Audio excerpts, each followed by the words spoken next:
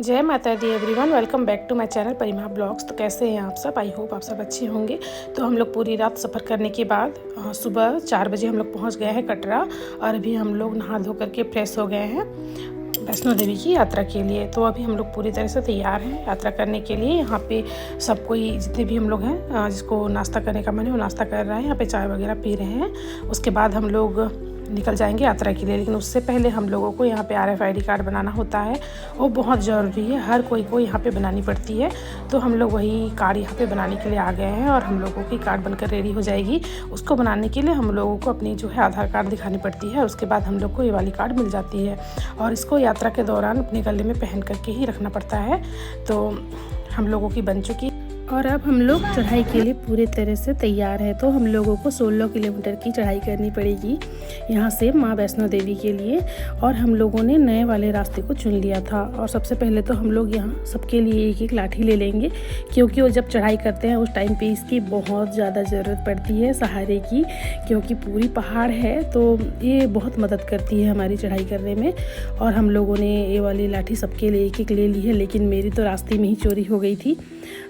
मैं एक जगह पे बैठी पानी पीने के लिए, तो वहाँ एक बच्चा आया, एक लड़का था, वो आया और मेरी लाठी लेके चला गया। मैंने उसको देखा भी, लेकिन मैंने कुछ भी नहीं बोला कि चलो कोई बात नहीं, माता नहीं चाहती कि मतलब हम लोग लाठी, मतलब मैं लाठी के सहारे चलूँ। तो फिर मैंने उसको कुछ नहीं बोला। और यही नहीं, हम लोगों ने माता वैष्णो देवी के लिए मतलब चढ़ाई करने के लिए स्पेशल हम लोगों ने जूते खरीदे थे सबके लिए, लेकिन वो भी हम लोगों की कहीं पे छूट गई। वो जो जूते वो चप्पल वाली जो बैग है वो भी छूट गई, और हम लोग पूरे रास्ते, मतलब पूरा सफ़र हम लोगों ने चप्पल पहन के ही तय किया है। तो मुझे समझ में आ गया था कि माता रानी की मतलब ये थी कि तुम लोग हमारे पास आने के लिए इतनी ज़्यादा तैयारियां कर रहे हो, यही सोच कर के सब कुछ हो रहा था, उनके इशारे थे। और कोई बात नहीं, मैंने चप्पल पहन के, सैंडल पहन के ही मैंने चढ़ाई करी पूरे रास्ते, और मुझे कोई परेशानी नहीं हुई। हम लोग थक जरूर गए थे, जगह जगह पर हम लोग थकते जा रहे थे, बैठते जा रहे थे, कुछ कुछ खाते पीते जा रहे थे, एंजॉय भी कर रहे थे। बस मेरे मम्मी पापा थोड़े परेशान हो रहे थे, क्योंकि उनकी एज भी हो गई है। और हम लोगों ने ना नए रास्ते चुन लिए थे, इस वजह से हम लोगों को कोई भी गाड़ी या फिर पालकी वगैरह कुछ भी नहीं मिला। तो इसकी वजह से हम लोग कर नहीं पाए। नहीं तो मेरा तो था कि मैं अपने मम्मी पापा के लिए पालकी करके लूँगी बोल करके, लेकिन मिला नहीं हम लोगों को रास्ते में। वो नए वाले रास्ते में सारी जो चीज़ें हैं उसकी व्यवस्था पुरानी वाले रास्ते में है, नए वाले में कोई भी व्यवस्था नहीं है। तो फिर हम लोगों को मिला नहीं, लेकिन हम लोग पैदल ही चढ़ाई कर लिए बैठते बैठते। हम लोग सुबह 9:30 बजे स्टार्ट किए थे चढ़ाई शुरू करना, और हम लोगों के दर्शन हो गए रात के 9 बजे।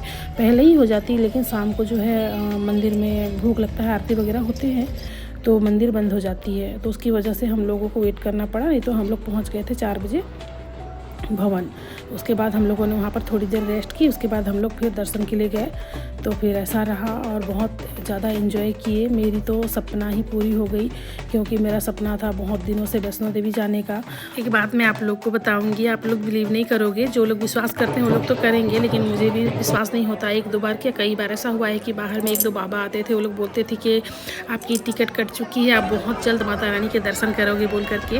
और सच में ऐसा हो गया, मेरा सपना पूरा हो गया, और बहुत अच्छे से दर्शन हुए। हम लोगों ने बहुत अच्छे से दर्शन किए। तो मिलते हैं नेक्स्ट ब्लॉग में, तब तक के लिए इस ब्लॉग को मैं यहीं पे एंड करती हूँ। जय माता।